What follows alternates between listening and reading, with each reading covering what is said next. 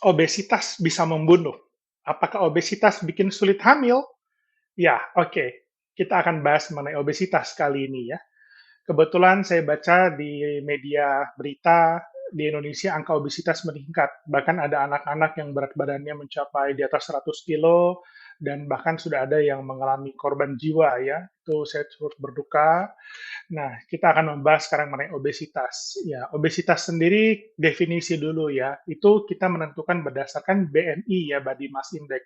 Bukan hanya berdasarkan dari berat badan. Jadi berat Anda berapa? Sekian, maka obes. Tidak ya.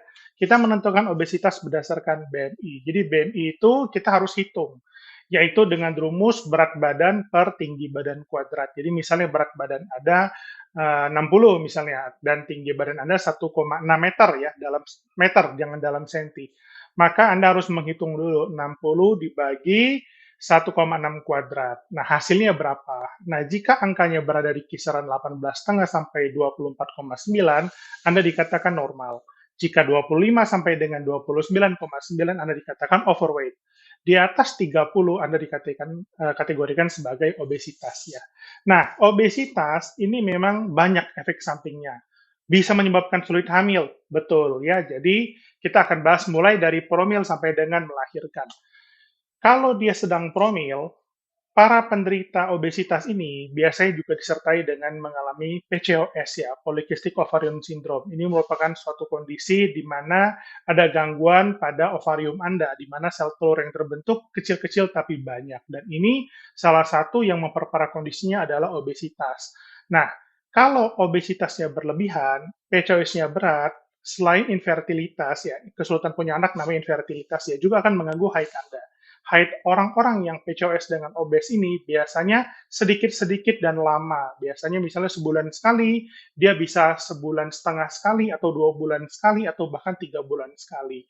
Dan kalaupun keluar hanya sedikit. Nah, ini tanda-tanda dia sudah mulai mengalami gangguan hormon akibat dari PCOS-nya yang akan diperberat oleh obesitas. Jadi obesitas mempersulit hamil, betul ya. Kemudian saat hamil bagaimana? Nah, pengaruhnya terhadap ibu dan bayi. Pengaruh terhadap bayi, obesitas bisa membuat bayi Anda cacat. Karena memang dari penelitian, ternyata orang-orang dengan body mass index yang tergolong obesitas, itu angka kecacatan tabung saraf bayinya juga besar, meningkat. Jadi seiring sejalan ya.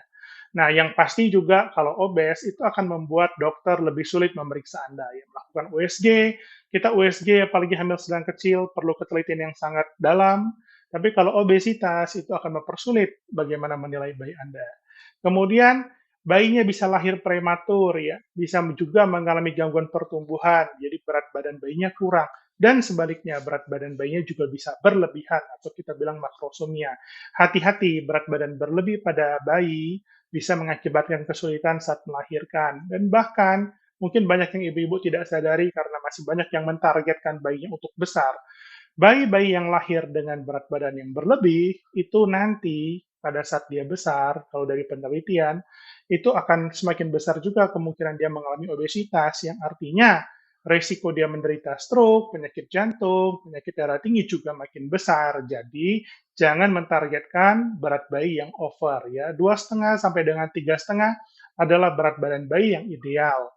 Dan untuk mencapainya, tentu ibu juga perlu berat badan yang ideal. Jadi jangan sampai berpikir, semakin gemuk saya, maka bayinya akan semakin sehat dan baik. Tidak, itu sangat salah ya. Pertambahan berat badan ibu selama kehamilan harus tertentu. Nanti saya kasih tabelnya, itu berdasarkan jurnal dari Amerika, bahwa orang-orang yang normal BMI-nya, tadi saya sudah katakan BMI yang normal, itu bisa sambil dibaca di tabel, 18,5 sampai dengan 24,9, pertambahan berat badannya maksimal 12,5 sampai dengan 17,5 kilo selama hamil mulai dari awal hamil ya. Jadi Anda harus menghitung BMI mulai dari sebelum hamil, bukan setelah selesai hamil. Jadi kalau kita ambil target 12,5 lah rata-rata pertambahan berat badan. Jangan ambil yang batas atas 17,5 saran saya.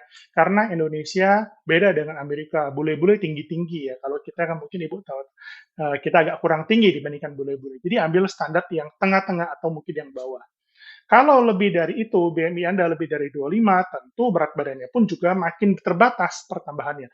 Apalagi jika sudah obesitas, harus lebih rendah lagi. Nanti bisa baca di tabel, Kemudian yang tadi, selain pada bayi, dia juga bisa menyebabkan masalah pada ibu. Contohnya apa? Menderita hipertensi gestasional ya. Jadi selama hamil dia bisa jadi darah tinggi. Kalau dia tidak hamil tidak darah tinggi. Hamil dia akan darah tinggi dengan segala macam komplikasinya, termasuk bisa timbul kejang. Itu terjadi salah satunya kalau ibunya kegemukan ya. Kemudian persalinan macet itu juga bisa terjadi. Pengen lahir normal, tapi akan jauh lebih sulit kalau ibunya mengalami obesitas. Diabetes gestasional, jadi ibunya menderita gula, penyakit gula. Padahal kalau nggak hamil, nggak ada sakit gula. Saat sudah hamil, justru timbul. Salah satu penyebabnya obesitas. Jadi, obesitas pada bayi dan pada ibu sama-sama jelek.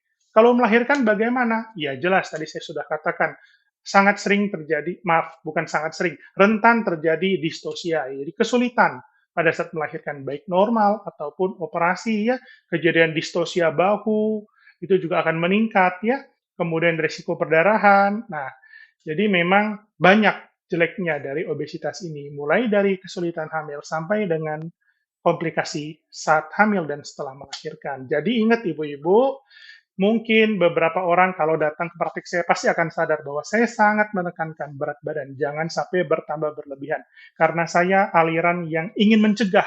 Saya tipe yang berpaham mencegah lebih baik daripada mengobati. Kalau saya tidak katakan sama ibu, terus nanti tiba-tiba muncul masalah, baru saya bilang, oh ibu gara-gara ibu gemuk, maka saya merasa bersalah. Saya lebih tipenya mencegah. Makanya saya sangat cerewet kalau ibu-ibu yang pernah kontrol dengan saya pasti paham. Saya sangat cerewet, saya selalu ingatkan kalau bisa jaga berat badan, cek darah, lebih baik mencegah daripada mengobati.